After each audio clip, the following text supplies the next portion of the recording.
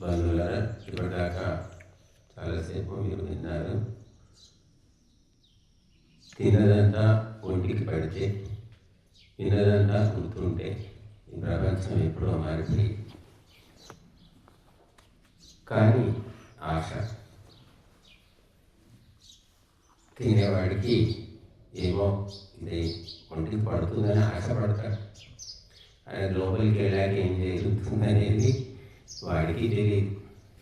అలాగా ఎన్నో మహర్షులు మహాపురుషులు చెప్పినవి ఎన్నెన్నో ఉన్నాయి, గ్రంథాలు మూలుగుతున్నాయి.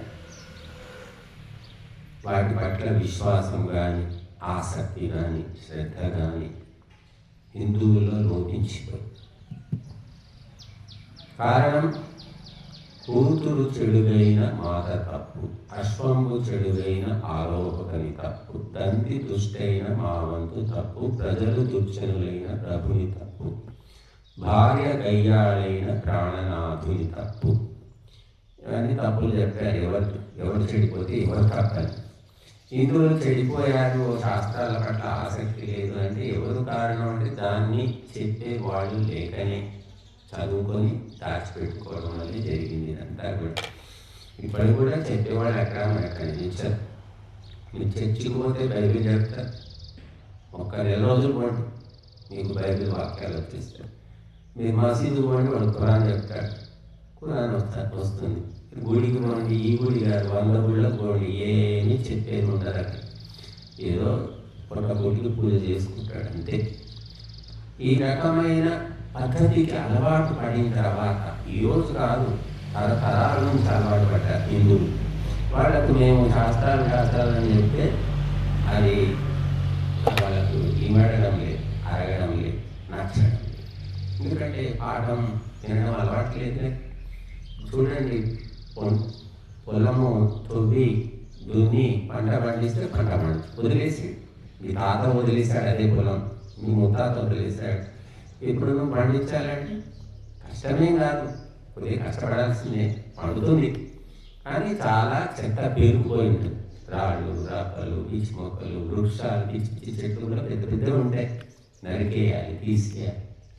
అట్లాగా శాస్త్రం అంటే ఇష్టం ఉండదు, మంచి మాటలంటే ఇష్టం ఉండదు. పోనీ రామాయణం వల్ల వినండి అంటే అది కూడా చక్కగా, రామాయణం వినేవాడు కూడా వెళ్ళలేదు. డ్యాన్సులు కావాలి, పాటలు కావాలి, ఆకర్షణ, జనాకర్షణమైన ఇంద్రియాలను ఆకర్షించేవి కావాలి. అంటే మేమేమి వినం, మేమే హిందువులం అని మీసాలు వెలేస్తున్నారు.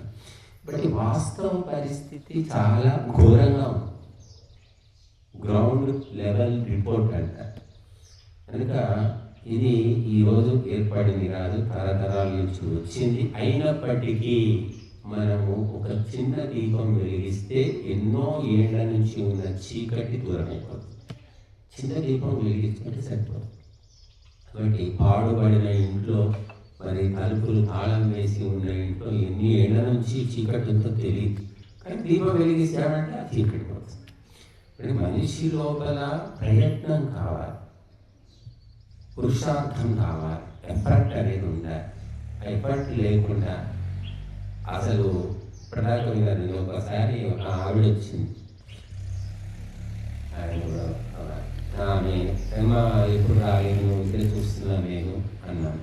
లేదు స్వామి, మాకు తీరదు, వీడియో చేసుకుంటాను, వీడియో చేసుకుంటా రోజు, నాకు తీరదు ఇక్కడ రావాలంటే అన్నా. నేనన్నా, చూడమ్మా వీడియో చేసుకునేది అక్కడ కూర్చొని చేసుకో, మన ఆశ్రమంలోనే కుర్చీలో కూర్చొని చేసుకో, మాకు మంచి మాటలు విను, నీ వీడియోలో చేసుకునే మాకు నష్టమే ఉంది అని నేను ఏదో రకంగా వస్తుందేమో అని ఆ రోజు నుంచి ఆ మాట పడలేదు.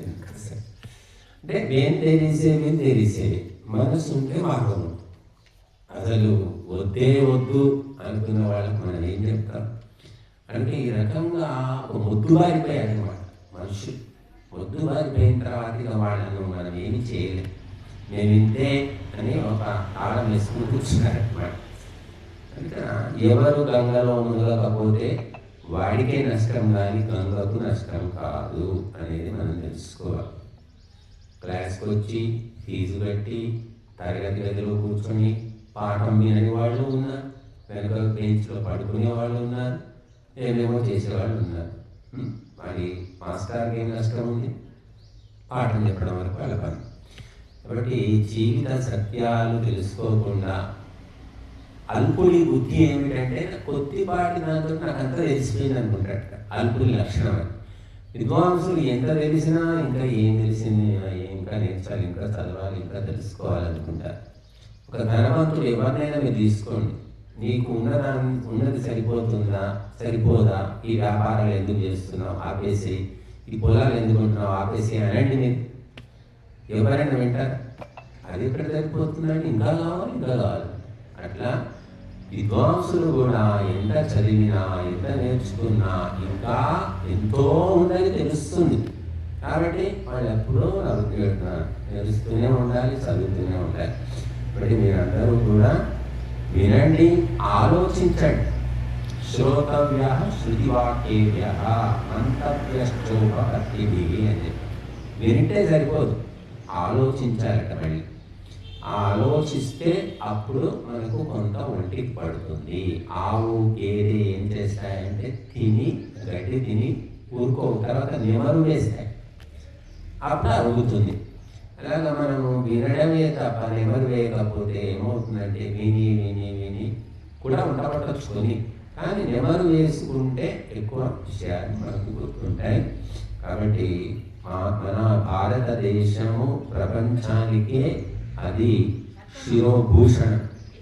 కానీ ఈనాడు పరిస్థితి దిగజారిపోయి ఉంది. కాబట్టి అందరూ తెలుసుకొని మరి నిజమైనటువంటి మన పరంపరను నిలబెట్టుకొని స్వతంత్రంగా 3 ముక్కలు గుర్తుపెట్టుకోండి జీవితంలో. ఇప్పుడు ఏమిటి? కీర్తి, కాంత, కనకం. ఈ పిచ్చి అందరికీ ఉండేది. ఇది కాదు నేను చెప్పే 3 ముక్కలు ఏమిటి? స్వాభిమానము, స్వావలంబనము, స్వాతంత్ర్యం. స్వాభిమానం అంటే సెల్ఫ్ రెస్పెక్ట్ అంట. ఇది లేకపోతే వాడికి కుక్కకు ఏమి తేడా. స్వావలంబనం అంటే సెల్ఫ్ ఎంప్లాయ్మెంట్, స్వతంత్రంగా జీవించడం. స్వావలంబనం ఎవరి మీద ఆధారపడకుండా తన జీవిక తను ఏర్పరచుకోవడం. 3వది స్వాతంత్ర్యము, ఇండిపెండెన్స్. డిపెండెన్స్, స్వాతంత్రం, స్వేచ్ఛగా విహరించారు. ఇక్కడ మీరు కూర్చున్నారు, మిమ్మల్ని ఎవరు బలవంతం తెచ్చి కూర్చోబెట్టలేదు. మీరు వెళ్ళిపోతామంటే ఆపేవాళ్ళు కూడా ఎవరు లేదు. దీన్ని ఏమంటారు? స్వాతంత్ర్యం అంటారు. స్వావలంబనం అంటే ఎవడు ఉద్యోగం ఇస్తాడు, ఎవడు నన్ను పనిలో పెట్టుకుంటాడు, ఎవడు నన్ను పోషిస్తాడు అని వెతుక్కోవడం అన్నమాట. అది స్వావలంబనం కాదు. కాబట్టి స్వావలంబనం అంటే నీ ఉద్యోగం నువ్వే తయారు చేసుకుని నువ్వే బతుకుతావు, ఎవరి మీద ఆధారపడకూడదు. అది స్వావలంబనం.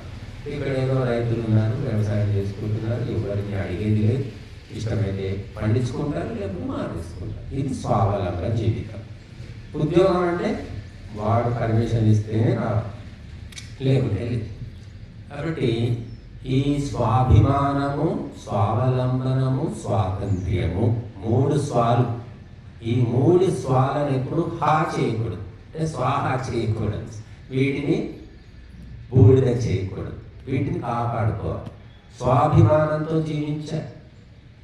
ఆడబిడ్డకు కట్నం పెడతారు, కానీ మగబిడ్డకు కట్నం పెట్టారు, ఎవడు తీసుకోవద్దు కూడా. ఉచితంగా తీసుకుంటున్నారు ఈనాడు ప్రభుత్వం పథకాలు పెట్టి. సరే లేవచాతి కాని వాళ్ళు, వికలాంగులు, వృద్ధులు 60 వాళ్ళకు ఇచ్చారంటే కొంత అర్థం.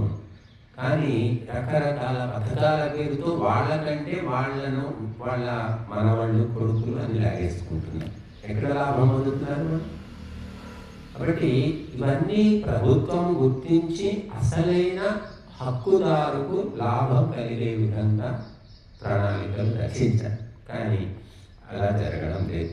కనుక మగ పుట్టుక పుట్టినవాడు ఎవడైనా సరే భార్య సొమ్ముకు కానీ, భార్య పుట్టింటి సొమ్ముకు కానీ ఆశపడకుండా స్వయంగా కష్టపడి సంపాదించి పోషించాలి అనేది ధర్మశాస్త్రాల వచనం, శాసనం. ఎవడైతే కష్టపడకుండా సోమరిపోతుగా, పని దొంగగా, తిండిపోతుగా ఉంటాడు, వాడికి ఉత్తమ గతులు ఉండవు.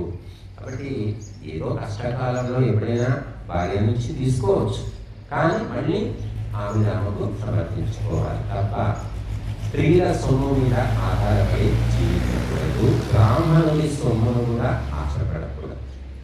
బ్రాహ్మణులకు విద్వాంసులకు ఇవ్వాలి తప్ప వాళ్ళని తీసుకుంటామని మాత్రం ఆలోచించదు. కాబట్టి గొప్ప గొప్ప శాస్త్రాలు ధర్మాలు మనకు చెప్పారు. అవి తెలియకపోవడం వల్ల పాపము, నేరము, ఘోరము, ద్రోహము, దోషము ఎక్కడ చూసినా పెరిగిపోతున్నాయి. క్రైమ్ రేట్ నిరంతరం చిన్న చిన్న పల్లెటూళ్ళలో కూడా హత్యలు, దొంగతనాలు, రకరకాల పాపాలు పెరిగిపోతుంది.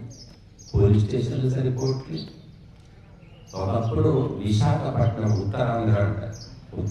అంతేందుకు మేము ఆంధ్రప్రదేశ్ వెళ్తే ఇక్కడ ప్రాంతం వాళ్ళు ఈ తెలంగాణ వాళ్ళు చాలా మంచి వాళ్ళండి, అసలు అబద్ధాలు ఆడదు, అమాయకులు అండి ఒకప్పుడు అనేవాళ్ళు నేను వెళితే. ఇప్పుడు ఏమి తెలంగాణ తెలివితేటలు బాగా పెరిగిపోయి, మామూలు తెలివి కాదు, పనికి వాళ్ళ తెలివి అయితే పెరిగిపోయి. ఆంధ్రలో కూడా మీరు ఆంధ్ర వాళ్ళు చాలా ఈ మోసగాలు ఏది అదే చాలా మంది అనుకుంటారు. కానీ ఉత్తరాంధ్ర అంటే విజయనగరము, విశాఖపట్నము, శ్రీకాకుళం ఈ జిల్లాల వాళ్ళు చాలా అమాయకంగా పవిత్రంగా ఉండేవాళ్ళు. నేను 30-25 ఏళ్ళ కింద వెళ్ళినప్పుడు ఆశ్చర్యపోయాను. ఏంటిది మా తెలంగాణ వాళ్ళకంటే వీళ్ళు ఇంత అమాయకంగా ఉన్నారు, ఇంత పవిత్రంగా ఉన్నారు ఏంటని ఆశ్చర్యపోయాను. కానీ 25 ఏళ్ళు గడిచి ఇప్పుడు పోతే ఉంది, వాళ్ళు కూడా తెలివిపోయాయి. కాబట్టి తెలివి ఏం తెలివి అంటే కుంపల నుంచే తెలివే తప్ప 10 మందిని బాగు చేసి తను బాగుపడే తెలివి కాదండి. తెలంగాణ అయినా ఎక్కడైనా సరే చూస్తున్నాము. మీసాలు చెప్పి జబ్బలు చరిచే తెలివి తప్ప ఒక కుటుంబాన్ని నిలబెట్టేది కాదు. కొన్ని వాడన్నా ధార్మికంగా స్వతంత్రంగా జీవిస్తాడంటే అది కూడా ఈ పనికి వాళ్ళ తెలివితేటలు సినిమాల వల్ల, టీవీల వల్ల, సెల్ ఫోన్ల వల్ల విపరీతంగా వచ్చేసాయి. దానివల్ల నష్టమే తప్ప లాభము ఆవగింజంత కూడా లేదు. మహిళలకు కూడా ఏం తెలివితేటలు వచ్చాయి, పనికి మళ్ళీ తెలివితేటలు విపరీతంగా వచ్చేసాయి. మహిళలు ఏ కుటుంబము ఏ కాపురం సరిగ్గా సాగడం లేదు. ఎందుకంటే పిచ్చి తెలివితేటలు ఇవన్నీ, కాపురం నిలబెట్టే తెలివితేటలు రావు. కాబట్టి మనకు శాస్త్రాలు చెప్పినటువంటి జ్ఞానమేమో శాంతిని ప్రసాదిస్తుంది.